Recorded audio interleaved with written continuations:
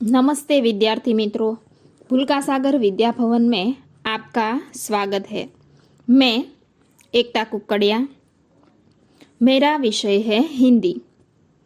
आज हम सीखेंगे कक्षा 8वीं का इकाई 2 जिसका नाम है ईदगाह। चलिए कहानी आगे देखते हैं। औरों ने 3-3, 4-4 पैसे खर्च कर दिए पर कोई भी काम की चीज न ले सके। हामिद ने 3 पैसों में रंग जमा लिया। सच ही तो है, खिलौनों का क्या भरोसा, टूट फूट जाएंगे। हामिद का चिमटा बना रहेगा बरसों। मोहसिन ने कहा, जरा अपना चिमटा दो, हम भी देखें। तुम हमारा भिश्ती लेकर देखो। महमूद और नूरे ने अपने अपने खिलौने पेश किए। हामिद को इन शर्तों को मानने में कोई आपत्ति न थी। चिमटा बारी बारी से सबके हाथ में गया और उनके खिलौने बारी बारी से हामिद के हाथ में आए। कितने खूबसूरत खिलौने थे। रास्ते में महमूद को भूख लगी। उसके बाप ने केले खाने को दिए। महमूद ने केवल हामिद को अपना साथी बनाया।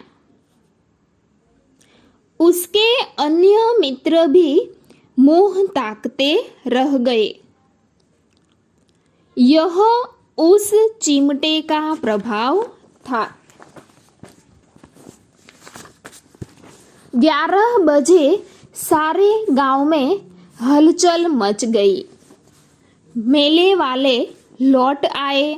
मोहसिन की छोटी बहन ने दौड़कर भिश्ती उसके हाथ से छीन लिया और मारे खुशी के उछली तो मियाँ भिश्ती नीचे आ रहे और सुरलोक सिधारे। मियाँ नूरे के वकील का अंत इससे भी ज्यादा गौरवमय हुआ। वकील जमीन पर या ताक पर नहीं बैठ सकते। उनकी मर्यादा का विचार तो करना ही होगा। दीवार में 2 खुटिया गाड़ी गई। उन पर लकड़ी का एक पटरा रखा गया। पटरे पर कागज का एक कालीन बिछाया गया। वकील साहब राजा भोज की भांति सिंहासन पर बिराजे। नूरे ने उन्हें पंखा झलना शुरू किया। अदालतों में खस की टट्टियां और बिजली के पंखे होते हैं।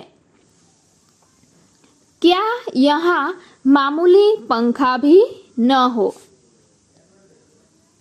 बांस का पंखा आया और नूरे हवा करने लगा।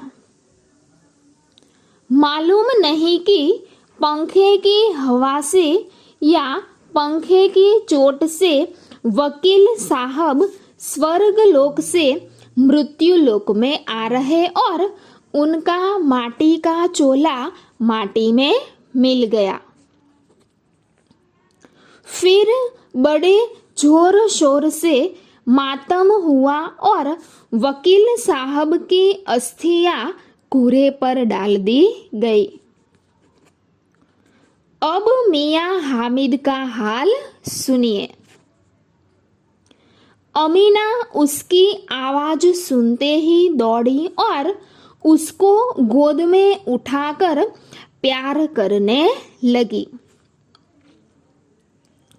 सहसा उसके हाथ में चिमटा देखकर वह चौंकी और बोली, यह चिमटा कहाँ से लाया? मैंने मॉल से लिया है। के पैसे में? 3 पैसे दिए। अमीना ने छाती पीट ली। यह कैसा बेसमझ लड़का है कि दोपहर हुआ, कुछ न खाया न कुछ पिया। लाया क्या चिमटा?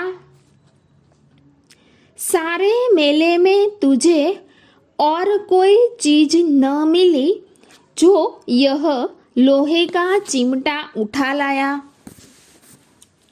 हामिद ने अपराधी भाव से कहा,